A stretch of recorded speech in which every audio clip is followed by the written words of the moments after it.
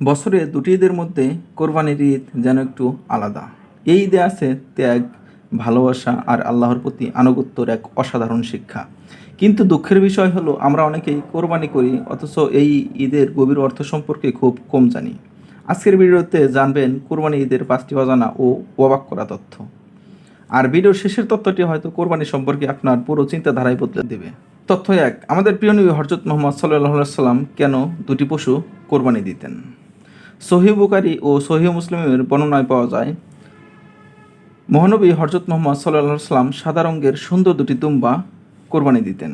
তিনি নিজ হাতে পশু জবাই করতেন এবং কোরবানির সময় বিসমিল্লাহ এবং আল্লাহু আকবার বলতেন। তাই জবাইয়ের সময় বিসমিল্লাহ আল্লাহু আকবার বলা সুন্নাহ। কিন্তু সবচেয়ে অবাক করার বিষয় হলো, একটি পশু ছিল তার নিজের ও পরিবারের পক্ষ থেকে, আর অন্যটি উৎসর্গ করতেন তার সেই উম্মতের পক্ষ থেকে যারা আর্থিকভাবে কোরবানি দিতে সক্ষম ছিলেন না।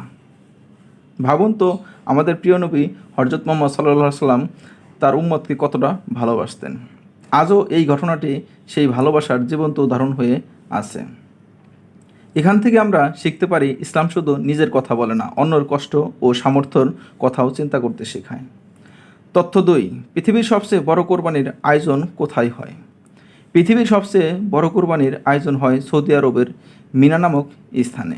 হজ পালন করতে আসা লাখ লাখ মুসলমান ঈদুল আজহার সময় সেখানে কোরবানি করেন। প্রতি বছর লক্ষ লক্ষ পশু কোরবানি দেওয়া হয় সেখানে। কিন্তু অবাক করার বিষয় হলো, এই বিশাল আয়োজন খুব পরিকল্পিতভাবে পরিচালনা করা হয়। আধুনিক প্রযুক্তির মাধ্যমে পশু জবাই, সংরক্ষণ এবং গোশত বিতরণ করা হয়। আর সেই গোশতের একটি বড় অংশ বিশ্বের দরিদ্র দেশগুলোতে পাঠানো হয়। অর্থাৎ কোরবানির শিক্ষা শুধু একটি দেশের মধ্যে সীমাবদ্ধ নয়, এটি পুরো মুসলিম উম্মাহর ভ্রাতৃত্বের প্রতীক। তথ্য 3, কোরবানির গোশত কেন 3 ভাগ করা হয়? আমরা প্রায় সবাই জানি কোরবানির গোশত 3 ভাগ করা হয়, কিন্তু এর পিছনের সৌন্দর্যটা কি জানেন? ইসলামে বলা হয়েছে, 1 ভাগ নিজের পরিবারের জন্য রাখা উত্তম, 1 ভাগ আত্মীয় স্বজন, বন্ধু ও প্রতিবেশীদের জন্য রাখা উত্তম, আর শেষ ভাগটি গরিব ও অসহায় মানুষের জন্য রাখা উত্তম। কারণ ইসলাম চায় না ঈদের আনন্দ শুধু ধনী মানুষের ঘরে সীমাবদ্ধ থাকুক।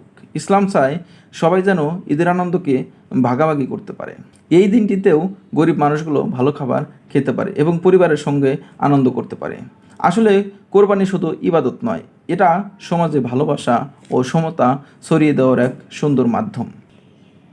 তথ্য 4, কোরবানির আগে নখ ও চুল না কাটার কারণ কি? অনেকেই জানেন, জিলহজ মাসের চাঁদ ওঠার পর যারা কোরবানি করবেন তাদের জন্য নখ ও চুল না কাটাই উত্তম। এই আমলটি সহিহ মুসলিম হাদিস থেকে এসেছে। এর মাধ্যমে একজন মুসলমান নিজেকে কোরবানির ইবাদতের জন্য মানসিকভাবে প্রস্তুত করেন। অনেক আলেম বলেন, এটি হজ পালনকারীদের সঙ্গে এক ধরনের আত্মিক সম্পর্ক তৈরি করে। অর্থাৎ পৃথিবীর যেখানেই থাকি না কেন, আমরা সবাই একই ইবাদতের অনুভূতির সঙ্গে যুক্ত হয়ে যাই। তথ্য 5, কোরবানির আসল উদ্দেশ্য কী? সবচেয়ে গুরুত্বপূর্ণ বিষয় হলো, আল্লাহ তাআলা পবিত্র কোরআনের সূরা আল হজের 37 নম্বর আয়াতে বলেন, পশুর গোশত বা রক্ত আল্লাহর কাছে পৌঁছায় না, পৌঁছায় মানুষের তাকওয়া অর্থাৎ আন্তরিকতা ও আল্লাহভীতি।